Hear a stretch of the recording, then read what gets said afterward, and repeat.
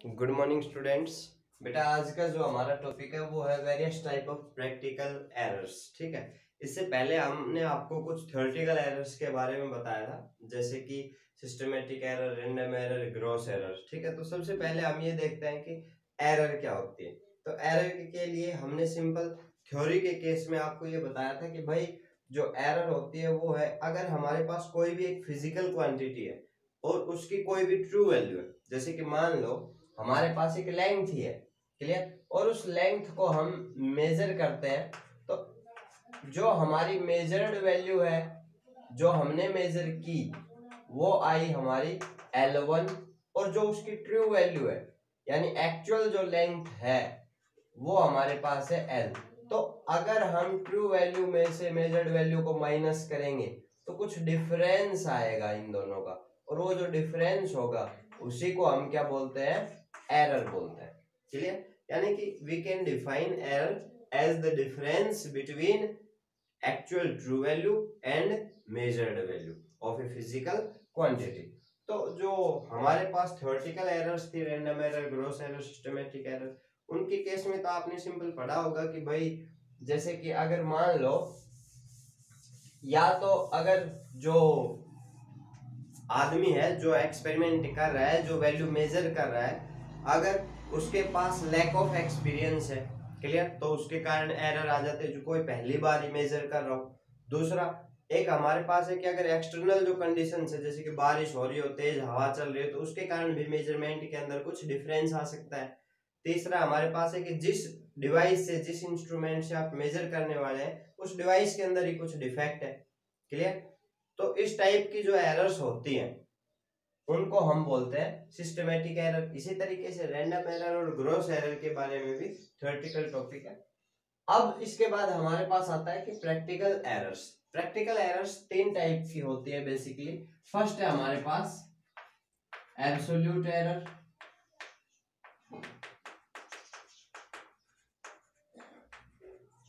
Second mean absolute error,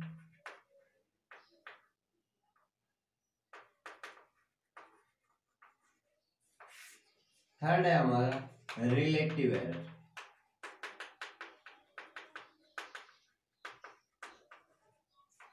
देखो भाई, first है हमारे पास रिलेटिव एरर, फर्स्ट है हमारे पास एब्सोल्यूट एरर। एब्सोल्यूट एरर के बारे में समझो सबसे पहले कि मान लो हमारे पास एक फिजिकल क्वांटिटी है, क्लियर, कोई भी फिजिकल क्वांटिटी है और उसकी जो ट्रू वैल्यू है,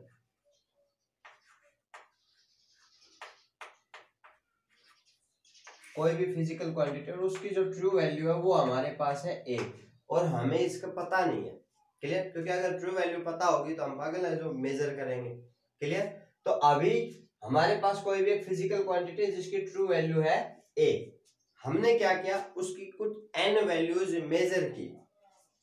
हमने इस फिजिकल क्वांटिटी को मेजर किया और n मेजर्ड वैल्यूज कैलकुलेट की, n मेजर्ड वैल्यूज,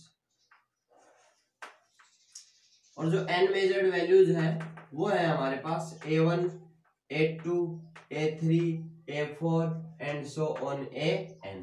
क्लियर, ये हमने वैल्यूज मेजर की और उसके बाद हमने इन सब का मीन कैलकुलेट किया।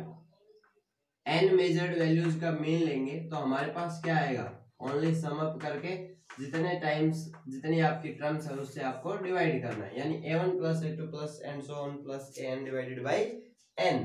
अब यहां से हमारे पास आ गया ये A मीन। अब ये जो A मीन है इसको हम ट्रीट करेंगे एज ए ट्रू वैल्यू, या आप बोल सकते हैं अज्यूम्ड ट्रू वैल्यू, मानी हुई है ये हमने मानना है कि ये हमारी ट्रू वैल्यू है। क्लियर, अब आती है हमारे पास एब्सोल्यूट एरर। अब देखो हर एक मेजरमेंट के अंदर एरर है, AM इनमें से कोई नहीं है, एक A1 है, एक A2 है, एक A3 है, एक A4 है, इस तरीके से AN है। क्लियर, यानी हर मेजरमेंट में कुछ एरर है और उस एरर को हम बोल रहे हैं absolute error.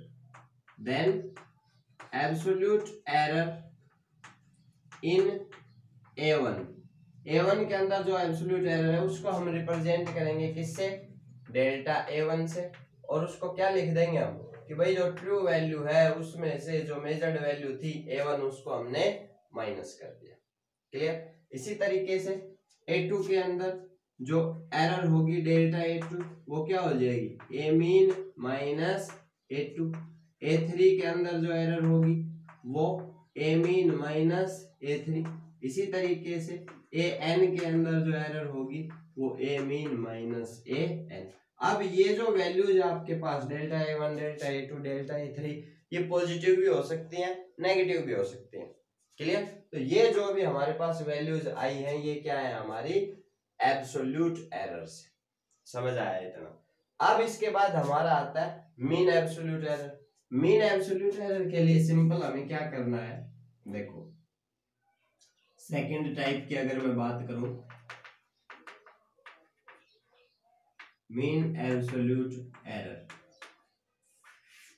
Mean absolute error के केस में हम लेकर चलते हैं, इसको हम रिप्रेजेंट करेंगे डेल्टा ए मीन से।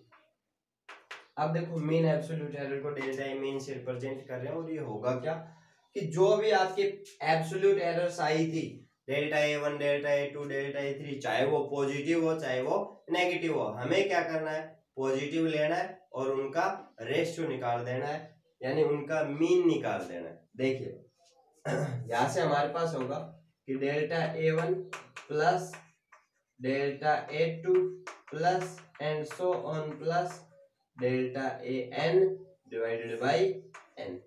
ये हमारे पास आ गई डेल्टा A मीन। अब ये जो वैल्यू है ये पॉजिटिव ही होगी। क्लियर। अब डेल्टा A मीन जो वैल्यू है वो क्या है पॉजिटिव है।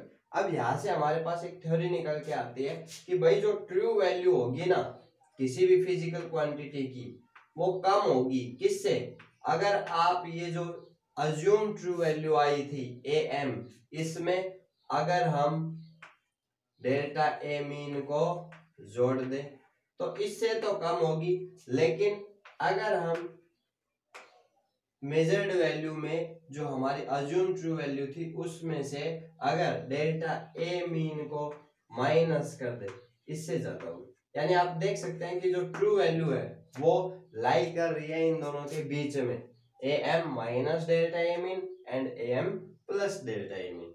क्लियर। तो ये हमारे पास थी मीन एब्सोल्यूट एरर। यहाँ से आप ये भी लिख सकते हैं कि A is equals to AM plus minus delta A mean. अब इसके बाद हमारे पास आता है रिलेटिव एरर। रिलेटिव एरर के केस में हमें क्या करना है, रिलेटिव एरर बेसिकली रेशियो है मीन एब्सोल्यूट एरर और जो हमारी अज्यूम ट्रू वैल्यू है, इन दोनों का जब रेशियो आता है उसी को हम क्या बोलते हैं रिलेटिव एरर। देखिए रिलेटिव एरर को हम रिप्रेजेंट करेंगे डेल ए से अगर हमारी फिजिकल क्वांटिटी ए थी। क्लियर। जो हमारी फिजिकल क्वांटिटी उसकी जो ट्रू वैल्यू है वो हम ए लेकर चल रहे हैं, जो भी मेजर्ड वैल्यू वगैरह है सब हम A1 A2 एक ही टर्म में लेकर चल रहे हैं। ठीक है। तो इसलिए जो रिलेटिव एरर है वो हमने रिप्रेजेंट किया डेल ए। अब डेल ए क्या होगा, del A is basically the ratio of mean absolute error to the assumed true value. यानी हम कह सकते हैं कि del A mean divided by A mean. Clear. अब ये हमारे पास है रिलेटिव एरर। अब रिलेटिव एरर का दूसरा जो पार्ट होता है वो हमारे पास होता है परसेंटेज एरर। और परसेंटेज एरर के केस में सिंपल हमें क्या करना है कि परसेंटेज का मतलब ही होता है कि कोई भी जो क्वांटिटी है आप उसको 100 की टर्म में रिप्रेजेंट करें, 100 के रिस्पेक्ट में उसकी जो वैल्यू है वो क्या होगी। तो यहाँ से परसेंटेज एरर के लिए सिंपल हमें क्या करना है, जो भी हमारे पास रिलेटिव एरर आई उसको हम 100 से मल्टीप्लाई कर देंगे, तो ये हमारे पास परसेंटेज एरर आएगी। क्लियर। अब ये हमारे पास थी तीन टाइप की absolute error, mean absolute error और रिलेटिव एरर। ये हमारी प्रैक्टिकल एरर्स थी। अब इनको स्टडी करने के बाद हम जो इनके बेस न्यूमेरिकल्स और इनके ऊपर जितने भी एग्जाम्पल वगैरह दिए हुए हैं उनको सोल्व कर सकते हैं, और उसके लिए आपको इस थ्योरी की हेल्प लेनी पड़ेगी। और इसके बाद हम आपको बताएंगे कि भाई जो एरर्स होती हैं उनका किस तरीके से सम किया जाता है, डिफरेंस किया जाता है, कैसे आप उनको सब्ट्रैक्ट और डिवाइड कर सकते हैं, और उसके बाद हम स्टडी करेंगे significant figure for round of के बारे में। तब तक आप पढ़ते रहिए।